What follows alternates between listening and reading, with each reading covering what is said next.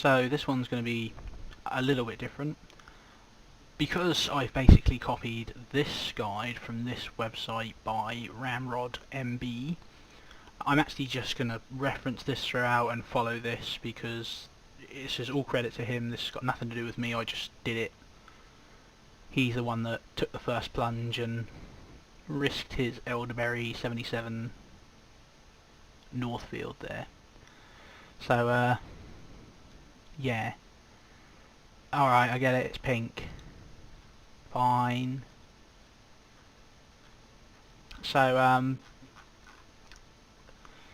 first off, he mentions that when you're dyeing knife scales, well, covers I guess, your metal parts are going to patina a little bit, especially on a knife like this where it's just 1095, it's not even stainless or anything, so, you know, as he says here, you want to be quick about it.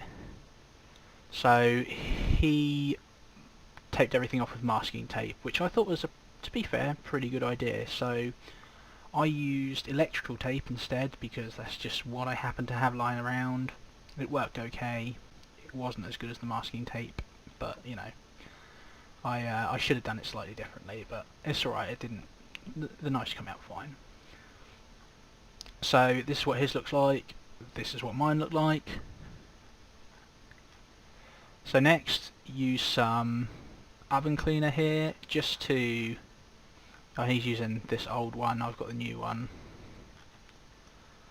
And all you're doing is use the oven cleaner to just spray off your scales. Where does he say that?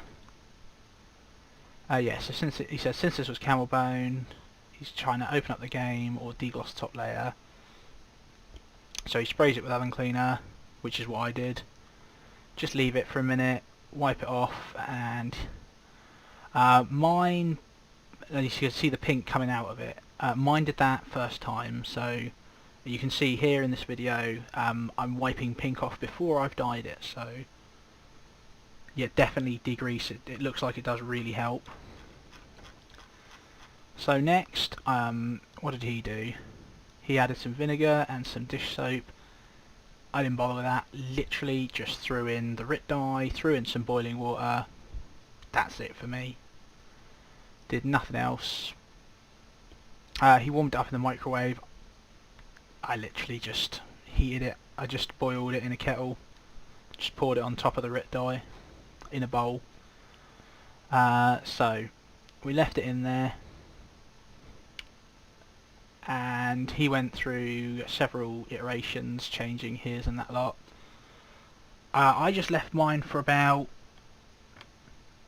I don't know, I think it was about 3 minutes, 4 minutes I left it in there, because I really didn't want to lose, because even though it was pink, as I mentioned, I thought the variation was very, very pretty. So I wanted to keep as much of that variation as possible, so where the bone went light, where it went into a deep dark state, so I didn't want to just turn it all one solid colour, because that's kind of boring. I think I got a pretty damn good, unless it, I don't know if it's going to change later, but I think I got a pretty damn good balance here. It's very red, and it just gets a little bit lighter in spots, and you can even see, you can still see a little bit of the camel bone grain through it. I really like that. So his turned out a lot darker than mine, and he's put the purple spots in there. Like I said, I wasn't looking for that, I was looking to keep as much of the original thing, just darken it a little bit, just to make it actually red rather than pink. So yeah, that's what his looks like, and this is what mine looked like. I can't remember where he said, where was it? There we go.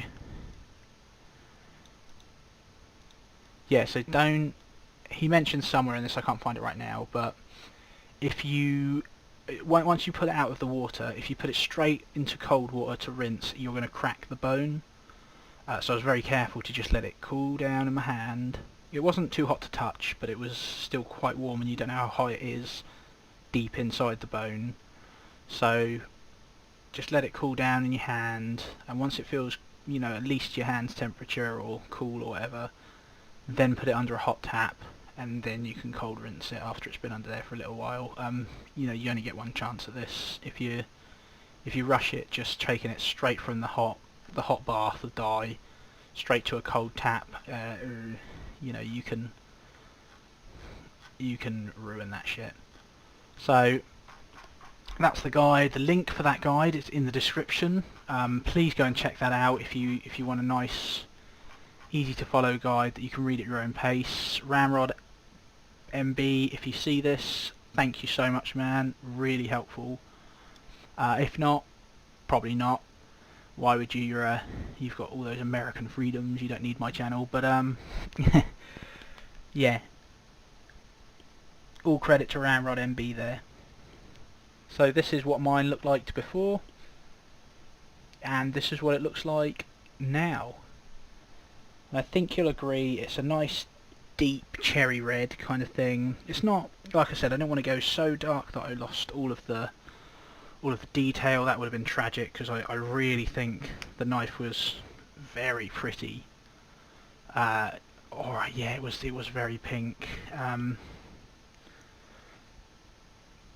Honestly, I could have lived with it, but it just seemed like a really good excuse to try dyeing it. And I think it still catches the elderberry sort of theme, just actually red, like a lot redder. But yeah, there we go. Hope this was mildly helpful. This was camel bone, like I said. I don't know how this is going to work on other kinds of bone. I think it's supposed to be easier on cow bone and things, so... But, yeah, worked a treat. Cheers, guys.